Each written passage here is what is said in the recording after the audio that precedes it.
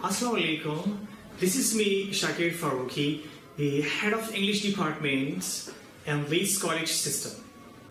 Ladies and gentlemen, today I will be teaching grammar. I am your grammar teacher. But in grammar, I'll be talking about a very important topic, and that is sentence, that most of the students that are having problem in understanding the structure of the sentence. So in my today's lecture, I'll be talking about the origin of the sentence, I'll be talking about the definition, and I'll be talking the kinds of the sentence in very detail. So let me begin my lecture. What is sentence?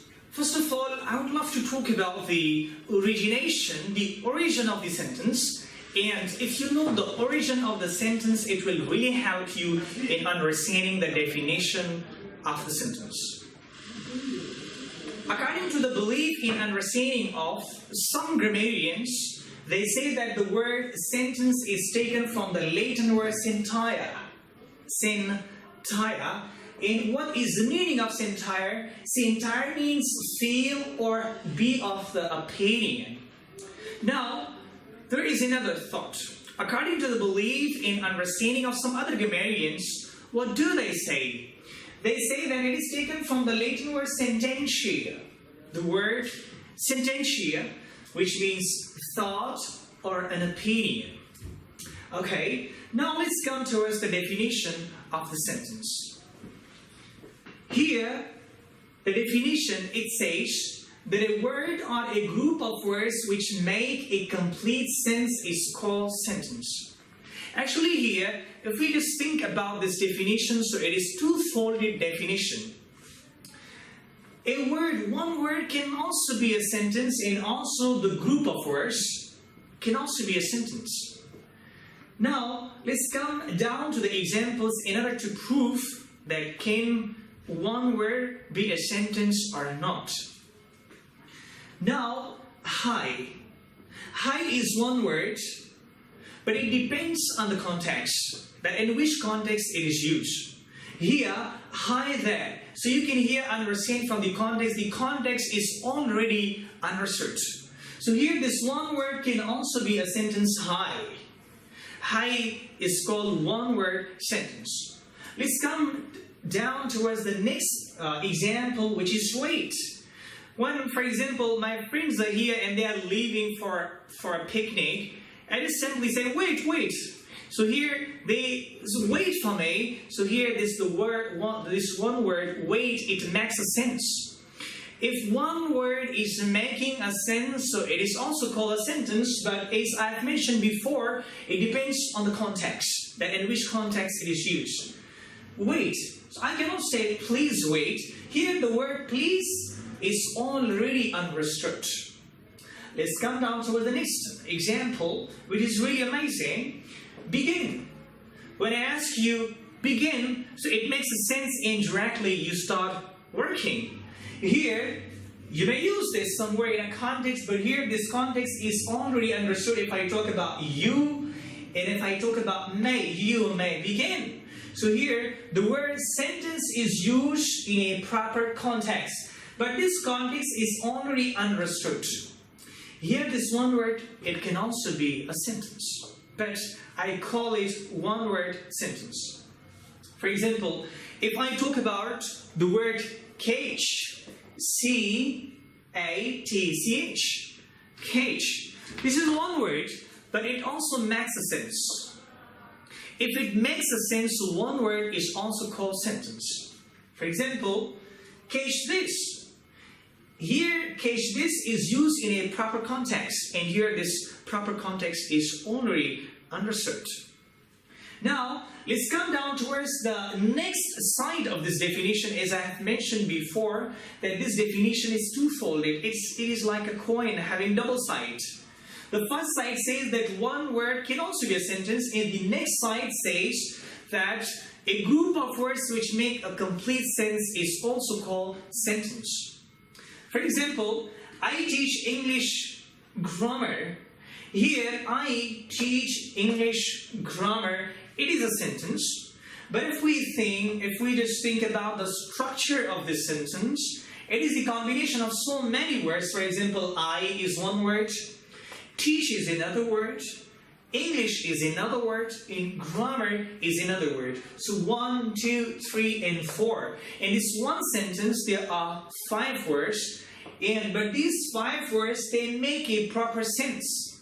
So I call it a sentence if these words, they make a proper sense. So here, I have already discussed in the definition which make a complete a group of words which make a complete sense. So here, in this definition, this sentence is the group of words and it makes a proper sense, so I call it a sentence. If I just play with this sentence and I just put the word grammar at the beginning and teach somewhere at the end and English somewhere after grammar and then I somewhere before or somewhere at the end of the sentence, so it may not make a proper sense. I know that people may ask me that it is also the combination of words, it is the combination, it is the group of words, but there in that second case, they do not make any proper sense, so I cannot call it a proper sentence. Let's come down towards the next sentence. This example, she studies biology. Now, this is a very beautiful example in understanding the concept of sentence. She studies biology. This is a sentence. Now look here, I have mentioned here in the definition that a group of words can also be a sentence. For example, she studies biology. She is one word. Studies is another word, and biology is another word. Here, it is the combination, and it is the group of 3 words, but they do make a sense. If the group of words make a proper sense, we call it a sentence. The first side of this definition says that one word can also be a sentence, as I've discussed here in these definitions, and a group of words which make a proper sense is also called sentence. Now, most of the students, they have problem in understanding the structure, in understanding the proper kinds and types of the sentences. So let me talk about the types of the sentence. Actually, if I talk about the kinds or the types of the sentence, so I further categorize into 2 categories. The first category, it is on the basis of structure. I further divided the sentence on these 2 basic grounds. The first ground is on the basis of structure, and the next one is on the basis of function. In my today's lecture, I'll be talking about on the basis of structure, not on the basis of function. I'll be teaching somewhere in the next video. Now, let's study sentence on the basis of structure. Here, on the basis of structure, we have 4 types. Number 1, we have simple sentence. Number 2, we have compound sentence. Number 3, we have complex sentence. And number 4, we have compound complex sentence. Today, I'm teaching you a very easy formula to know about the structure of all these 4 types. So let me begin it from the first type, that what is simple sentence? Actually, simple sentence, it is composed of one independent clause. One independent clause. Actually, now, most of the students, they may face problem in understanding the class, but that is a separate topic, that what is class. Actually, a class is a group of words having subject and verb. For example, I watch TV is a class because it has subject and it has verb. So I call it a class. And then this class is further classified into 2 kinds. One is dependent class and one is independent class. Independent class is a class which can stand alone. And dependent class is a class which cannot stand alone. So here, I'm talking about the dependent and independent classes. Now, as far as simple sentence is concerned, simple sentence is composed of one independent class. Now, I'm going to teach you one example, and then your concept will be completely understand. You will completely understand, and you'll face no problem. Now look here. I watch TV, it has subject and it has verb, so this is a class. Now, either it is a dependent class or independent class. It is absolutely independent class because it can stand alone. It does not need another dependent class to fulfill its meaning. I watch TV, this is only one independent class. If it is only one independent class, so I call it a simple sentence. This is simple sentence if there is only one independent class. Now let's come towards the next example.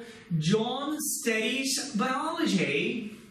Now once again, if you just concentrate on the structure of the sentence, John studies biology, we have subject, we have verb, so this is a class. In John studies biology, this is independent class because it can stand alone, it gives complete meaning. And there is only one independent class, so I call it simple sentence. For example, somewhere in the entrance test, if you people are given some options like option A, B, C, or D, for example, if this example is given to you that John studies biology, and you are given these four options, simple sentence, compound sentence, complex sentence, or compound complex. So it is simple sentence because it is composed of one independent class. Now, let me know whether you understand it or not. For example, if I ate something new here, that my friend, F-R-I-E-N-D, my friend John studies biology at the university. Now look here, I added something at the beginning of the sentence and also at the end of the sentence. Now, the question arises here that whether it is simple sentence or is it compound or complex or compound complex. So you should not be confused. We look for the class. How many independent classes are there? Of course, there is only one independent class. Subject is there and verb is there. Here, my friend actually, it is a subject. If a subject is composed of only one word, we call it simple subject, and if it is more than one word, we call it compound subject. I added nothing extra here, and this is the rest of the sentence. So in this example, there is only one independent class. If there is only one independent class, so we call it simple sentence.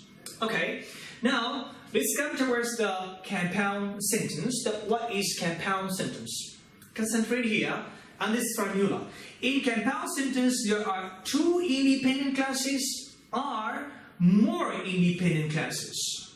Try to keep in mind, once again, I'm repeating it for you, that there are two independent classes or more than two independent classes. For example, let's come towards this example, really beautiful example. For example, I arrived at the office at 9 o'clock. I arrived at the office at 9 o'clock. This is one independent class. I, subject is there, and verb is there, so this is one independent class. In my assistant came 10 minutes later. Now this is another independent class because it has subject and it has verb came. Two independent classes, so this is a compound sentence. I can also add some other independent classes. For example, but she was sick. This is another independent. So I told her to go home. So now here, I told her to go home is another independent class. So it really fits according to my formula here. The two independent classes or more than two. So I arrived at the office at 9 and my assistant came 10 minutes later. So two independent, and I can also add. There are more than two independent classes, so I call it compound sentence. I hope you don't have a problem here at this point. Now let's come towards the third type, that is complex sentence. Very easy and not difficult. Complex sentence, actually it is composed of one independent class plus one or more dependent classes. One independent class plus one or more than one dependent classes. And as I've already mentioned, that would be a separate lecture about the dependent and independent class. Dependent class is a class which cannot stand alone, and it always needs an independent class to fulfill its meaning. Now let's come towards this example. I watch TV. I watch TV is a class, and this is independent class because it has subject and it has verb. I watch TV, it gives a complete meaning. Since it gives a complete meaning, so I call it independent class. Now look at this part of the class. When I'm alone, when I'm alone is outside class because it has subject and it has verb. When I'm alone, but this is not independent class. This is dependent class. When I'm alone, so what? It cannot stand alone. It needs another independent class to fulfill its meaning. For example, I watch TV when I'm alone. Now the meaning is completed here. In this example, I watch TV, which is an independent class. And now the meaning is complete. But if you just think about the combination of the sentence, it is complex in nature. Why? Because there is one independent and one dependent class.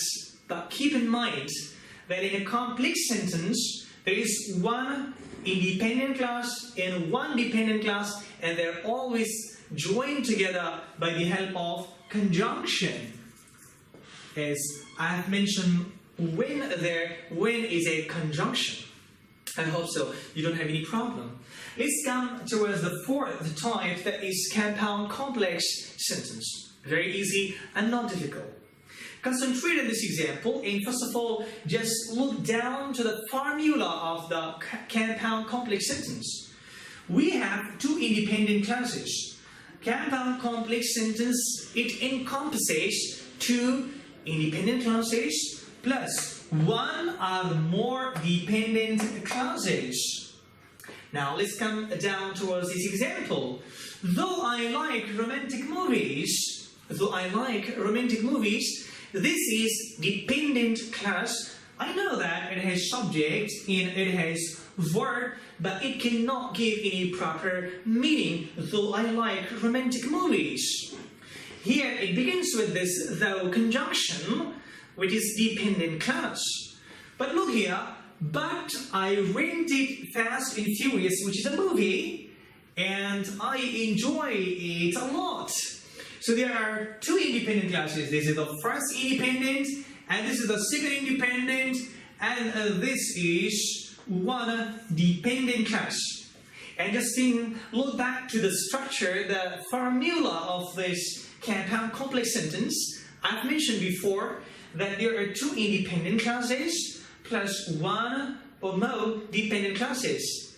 Look here, we have, this is dependent class. I rented Fast and Furious. This is one independent class, and I enjoy it a lot. This is another independent class, and at the very beginning we have dependent class. So one dependent, two independent, we call it compound complex sentence. Okay guys, I hope so you have enjoyed my lecture today, and see you next time with a new video, and wish you all the best. Goodbye and ta-ta for now.